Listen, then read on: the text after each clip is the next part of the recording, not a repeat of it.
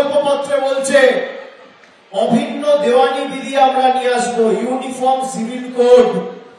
আপনারা জানেন অভিন্ন দেওয়ানি বিধি কি?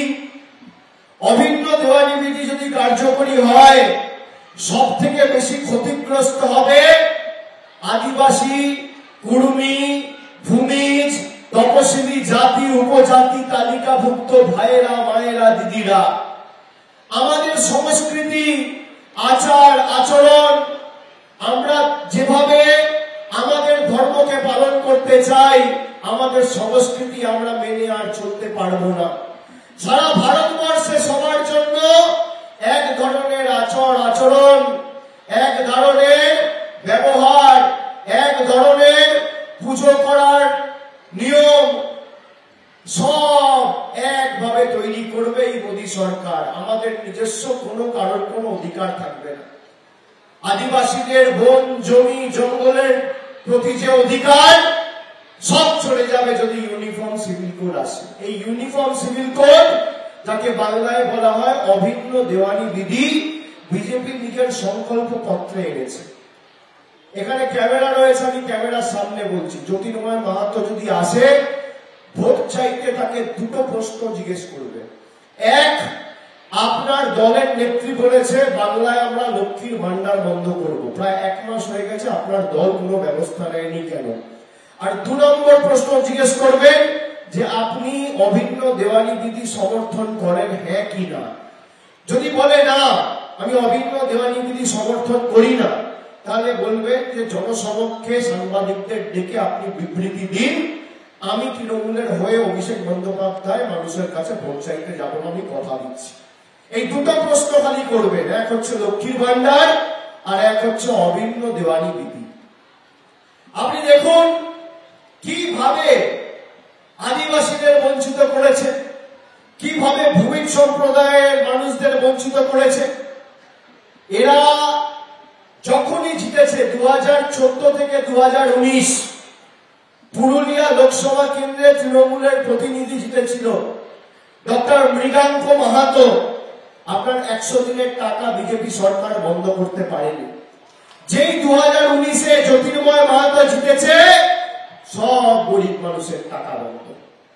বাংলা জুড়ে 59 লক্ষ 100 দিনের মানুষের টাকা এই বিজেপি সরকার বন্ধ করে রেখেছে।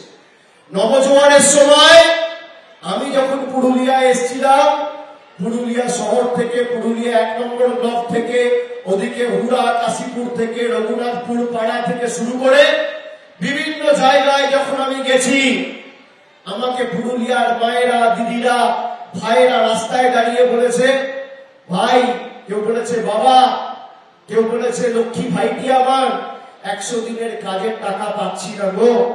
কেউ 40 দিন কাজ করেছে, কেউ 50 দিন কাজ করেছে, কেউ 60 দিন কাজ করেছে, টাকা বন্ধ। আমি জিজ্ঞেস করলাম তাকে যে 2019-এ লোকসভায় কাকে ভোট দিয়েছিলেন? বলল ভুল হয়ে গেছে, বিজেপিকে ভোট দিয়েছিলাম।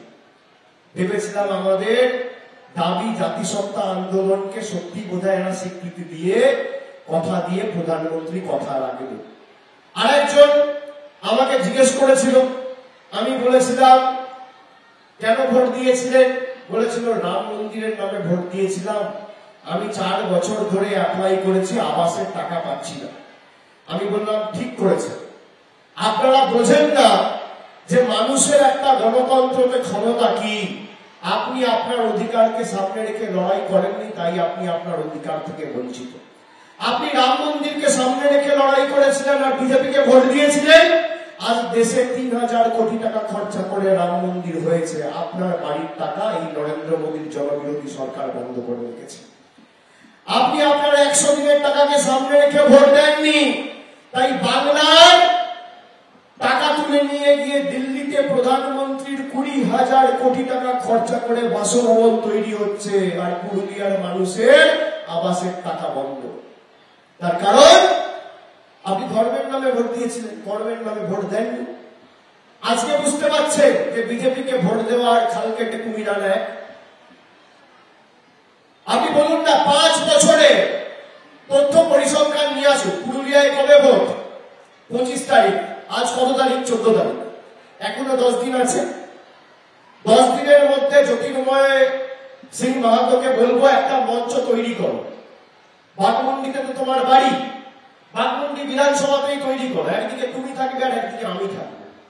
মমতা বন্দ্যোপাধ্যায় প্রতিনিধিরা আমাদের দল পুরুলিয়ায় প্রত্যাশিত আশানুরূপ ফল করেনি, আর তোমাদের দলের নেতাদের কথায় পুরুলিয়ার মানুষ বিশ্বাস করে ভোট দিয়েছে। লোকসভাতেও তোমরা জিতেছ, বিধানসভাতেও তোমাদের প্রতিনিধির সংখ্যা এই জেলা থেকে বেশি।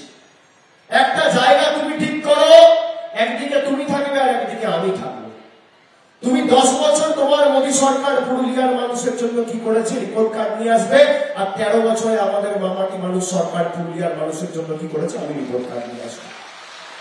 ন্যাচে গোবরে পড়ে যদি মাঠের বাইরে না করতে পারি, আমার নাম অভিষেক বন্দ্যোপাধ্যায় নয়। বলুন ক্ষমতা আছে? এরা পারবে না। বলছে আবাসের জন্য তৃণমূলকে কোটি কোটি টাকা আমাদের সরকার দিয়েছে। আমি প্রধানমন্ত্রীর পদের প্রতি মর্যাদা সম্মান জানিয়ে বলেছিলাম যে আপনি বাংলায় যখন সভা করতে আসবেন শ্বেতপত্রটা নিয়ে আসবেন, যে 2021 সালে আপনি হারার পর আর 2017-18 থেকে আবাসের যে তালিকা তৈরি হয়েছে, প্রধানমন্ত্রী বা বিজেপির কোন নেতা যদি প্রমাণ করতে পারে যে 10 পয়সা দিয়ে বাংলার সরকারকে গরিব মানুষের আবাসের টাকার জন্য কেন্দ্র সরকার 10 পয়সা পাঠিয়েছে, 10 পয়সা, আমি 1000 কোটি বলছি না, 2021-এর পর আর 17-18 আবাসের তালিকায় যদি 10 পয়সা বরাদ্দ পাঠিয়েছে শ্বেতপত্র প্রকাশ করে বিজেপির কোন নেতা দেখাতে পারে, আমি রাজনীতি থেকে চিরতরে বিদায় নেব। আমি কথা দিয়েছিলাম, আজকে 3 মাস হয়ে গেছে শ্বেতপত্র প্রকাশ করতে পারিনি।